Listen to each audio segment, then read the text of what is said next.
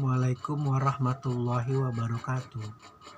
A'udzubillahi minasyaitonirrajim. Bismillahirrahmanirrahim. Kalla la illam yantahi lanasfa'an bin nasyya. Sekali-sekali tidak. Sungguh jika dia tidak berhenti berbuat demikian, niscaya kami tarik ubun-ubunnya ke dalam neraka. Jadi bagi seseorang yang menghalang-halangi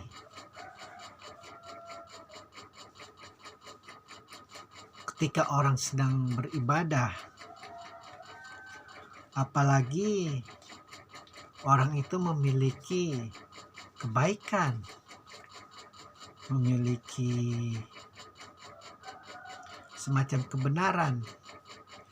Jadi ada dua kebenaran pada diri Rasulullah ketika dia dan istrinya Khadijah dan Imam Ali bin Abi Thalib salat di Ka'bah dan tidak menyembah berhala. Yang pertama adalah kebenaran itu sendiri, kebenaran fitrah agama Ibrahim, fitrah la ilaha illallah.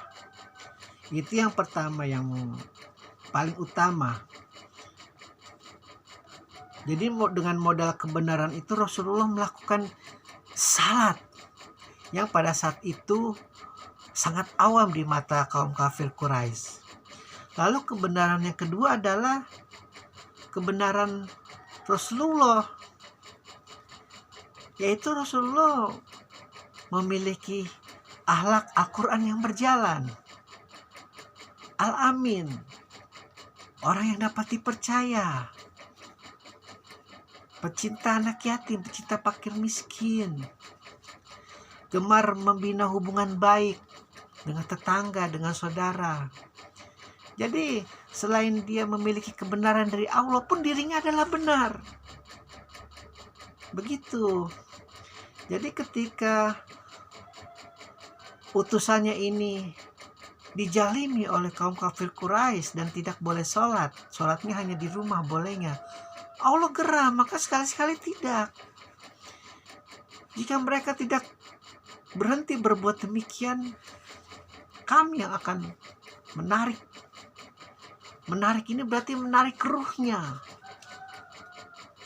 Karena memang ruh diambil dari atas kepala kita. Apalagi bagi mereka kaum pendosa itu benar-benar ditarik, diseret mereka langsung ke dalam neraka.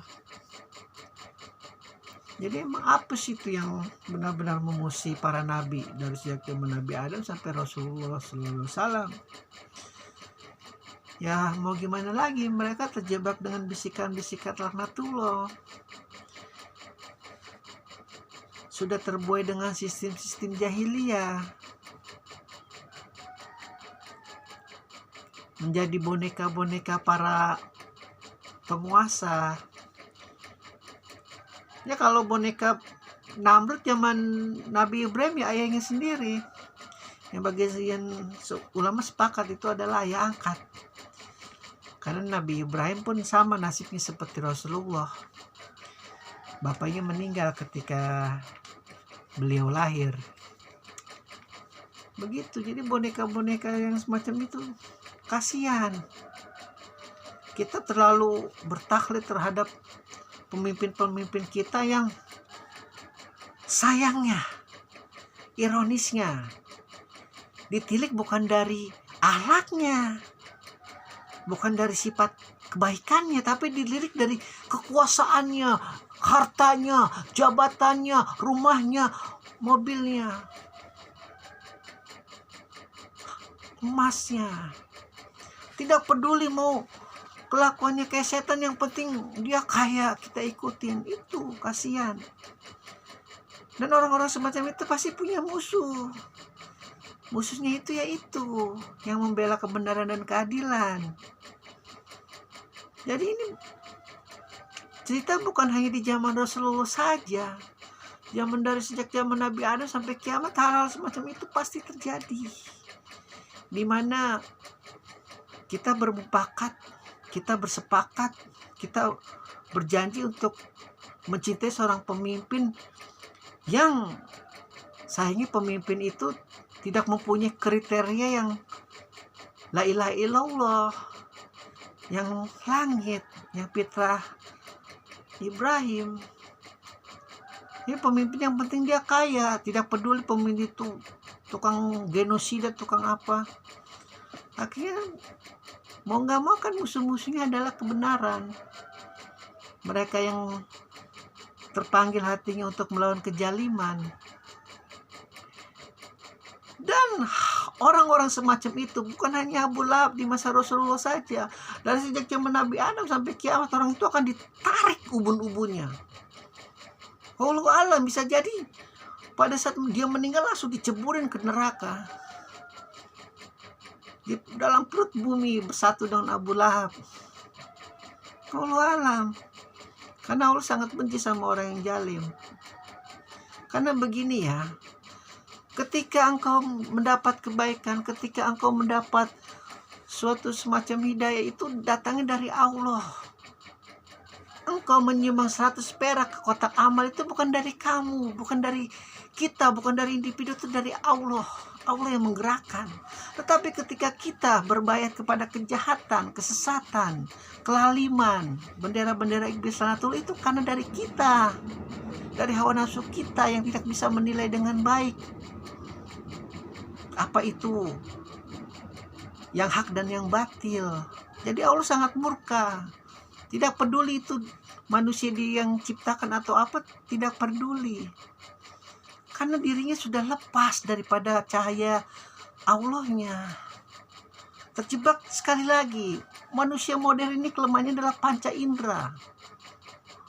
Saya melihat begitu banyak di dokter-dokter yang modern yang luar biasa dengan gelar PhD dan sebagainya, itu begitu mengagungkan panca indera dalam bentuk fisik, menumpuk-numpuk materi.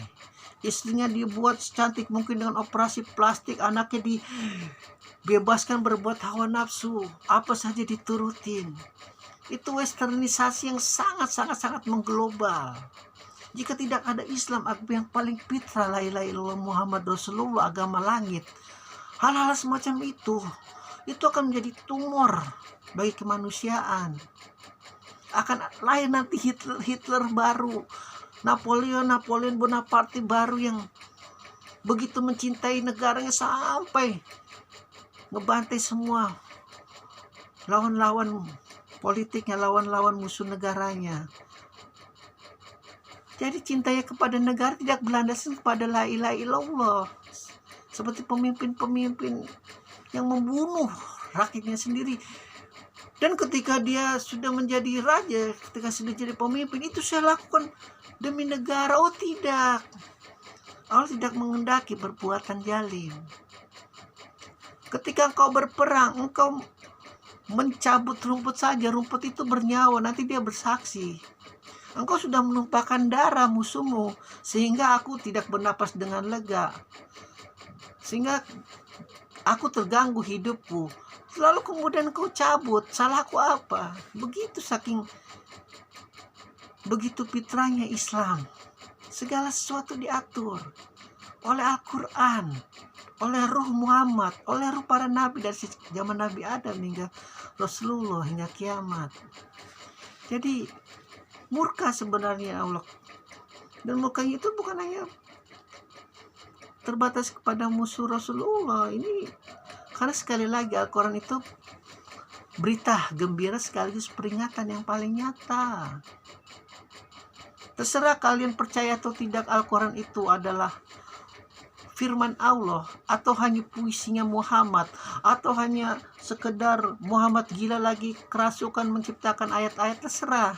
Tapi ketika nurani kalian berkata, benar tidak apa yang dikatakan oleh Al-Quran, kalian pasti menjawab benar. Tidak boleh kita memaksakan sesuatu yang batil kepada sesuatu yang hak. Dia sedang memfitrahkan Ka'bah itu kepada nenek moyangnya Ibrahim, tidak ada berhala, tidak menyembah berhala, tapi dilarang, dilecehkan, dihina. dan harus kembali ke rumahnya dengan kepala tertunduk. Allah sangat murka pada saat itu. Ku tarik ubun-ubun mereka dan ku masukkan ke dalam neraka yang paling neraka. Alhamdulillahirabbil alamin.